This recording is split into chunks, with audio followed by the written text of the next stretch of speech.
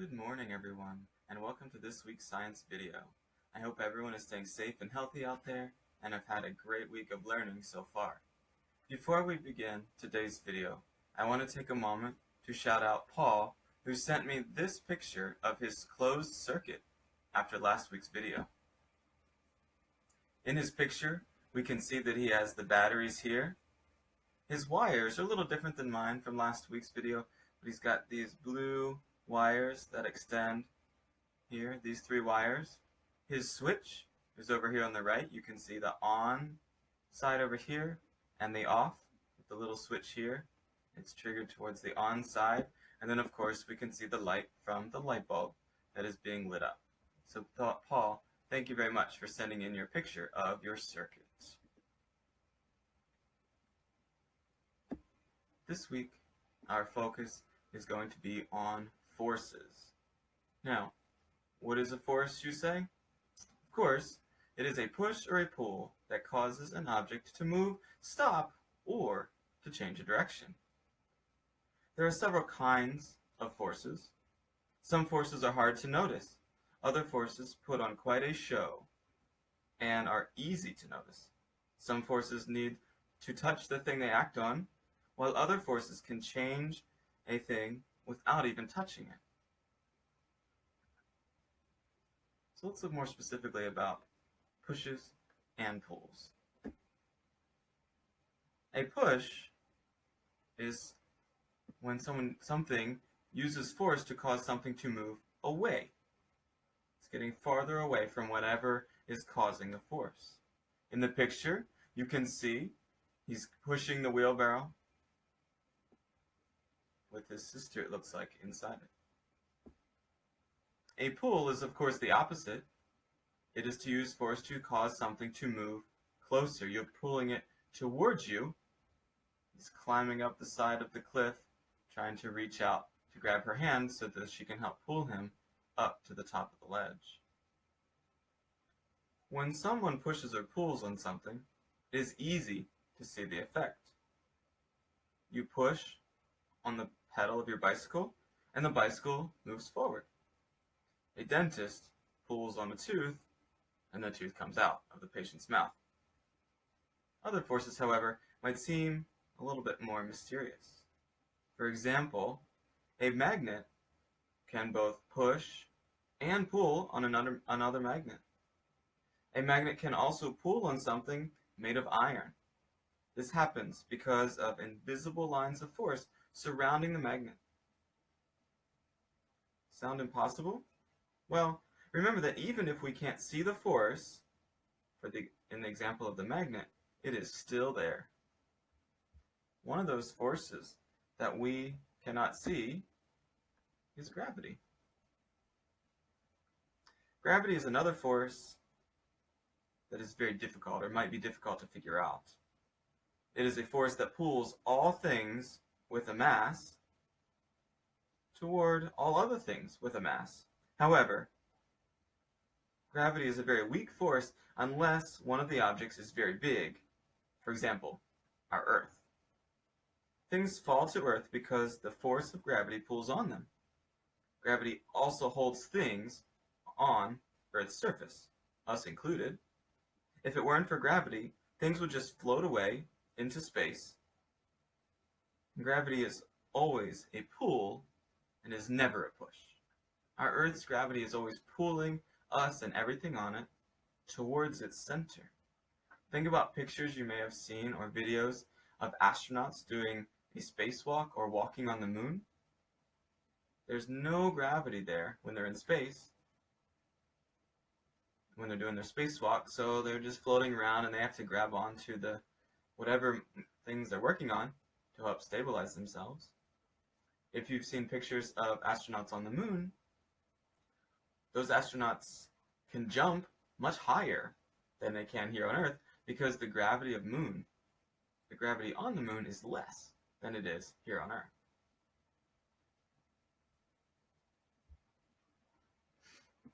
Now on to friction. Friction is a force that slows moving things down. Friction acts in the direction opposite of the motion. Friction can also keep things from sliding around. The materials involved help make this happen. The force of friction is greater when the surface is rougher. You can walk up a steep sidewalk because friction keeps your shoes from slipping. You might not be able to walk up the same sidewalk if it is covered in ice.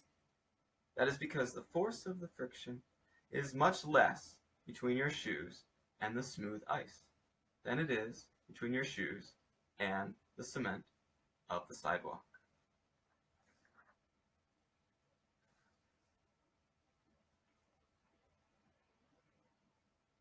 What are some ways that forces act on objects? Even pushes and pulls are not totally simple. For example, forces always come in pairs. If you push on a large tree, nothing happens. If you try to pull the tree out of the ground, nothing happens. When you push the tree, another force is balancing your push. When you pull on the tree, another force is also balancing your pull. But where are these other forces coming from? When you push on the tree actually pushes back at you with an equal force. The result is that the forces are balanced and nothing moves. Similarly, when you pull on that big tree, the tree pulls back against you. This happens for all forces. When the force of Earth's gravity pulls you to the ground pushes up with a force equal to your weight. Forces are not always balanced, however. When forces are unbalanced, something must change. And here are the results of those unbalanced forces. First, something might speed up. You can see the picture of the car on the slide. Its back wheels are spinning really quickly, getting ready to propel the car forward at a high rate of speed. In opposition to that is something might slow down. In this case, even though the tires are pushing, the brakes on the car are not allowing it to move forward. Unbalanced forces also cause a change in the direction of something that is in motion. When you are driving a car, you turn the steering wheel to move left, or to turn left, or to turn right. That is actually an example of an unbalanced force or unbalanced forces, and it changes the direction. Or the last thing that can be a result of unbalanced forces is to change shape. If you think about a playground ball, a rubber playground ball, if you throw it up really high, it comes down and bounces. If you had a camera that could show the moment while the ball is touching the ground, the ball will be a very different shape than it was when you threw it up in the air. These changes happen only while the force is acting. Also, while the force is acting, the change keeps increasing. For example, something will keep going faster if the force keeps acting on it. When a rock is falling, the force of gravity is acting on it. Because this force is always acting on the rock goes faster and faster until it hits the ground. When you throw a ball, it speeds up until it leaves your hand. At that point, the force of your hand has no more effect on the ball, and the ball begins to slow down. It slows down because of the force of the friction between the air and the ball, and these two forces act in opposite direction of its motion. Another force that we cannot see is magnetism. Of course, we know that to be a force produced by a magnet. Now let's take a look at an example. I have a magnet, and this magnet has an N. Magnets have a north and a south. I have another small magnet. Let's get it to stay here. Another small magnet. It also has a north and a south, even if we can't see it. And with magnets, the opposite sides are going to attract each other. So if I have a north, and let's say the small magnet has a south facing it, if I push them together very slowly, suddenly they're going to attract and come together. Let's see that again. Again, north, south, pushing it very gently, and suddenly those two sides attract, the opposites attract. Now, what if I turn this magnet over, and now I have a north and a north? I'm going to reverse what I was doing before. Now I'm going to move the larger magnet. The north is actually going to push against the north side of the other magnet and push it away. This magnetic force allows me to move the smaller magnet without even touching it. There we go. Got to flip back over, so as soon as it flips to the other side, it's going to attract again. Here we go. Pushing it around, I can move it without even touching it.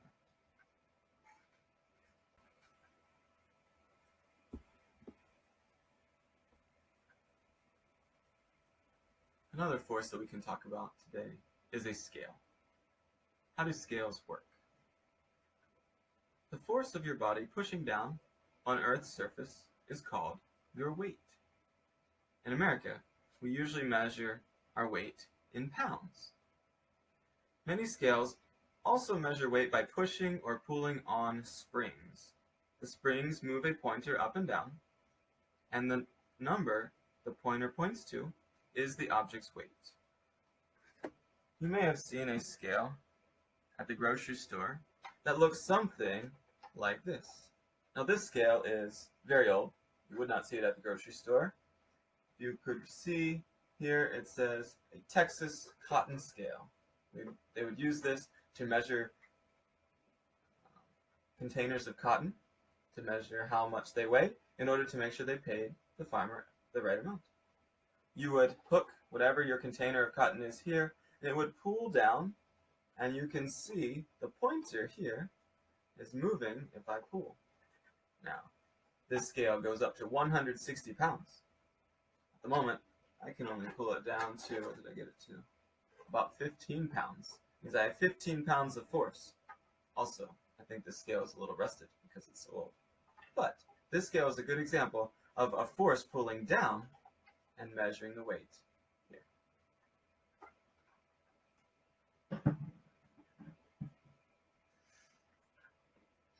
And we are going to finish today's lesson with another demonstration of a force, but I have to get that set up, so I will be right back.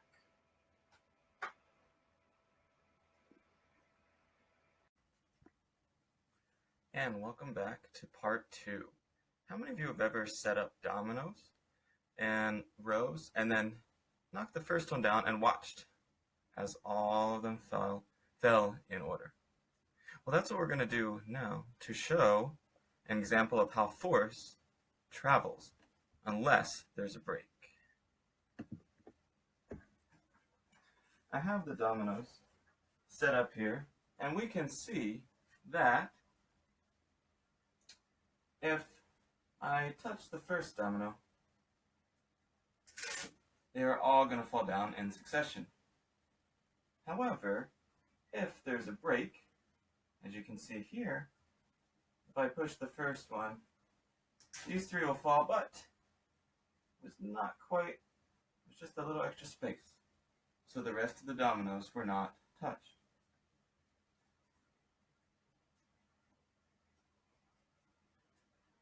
Hopefully, these are all set up close enough that they will fall. So let's see what happens.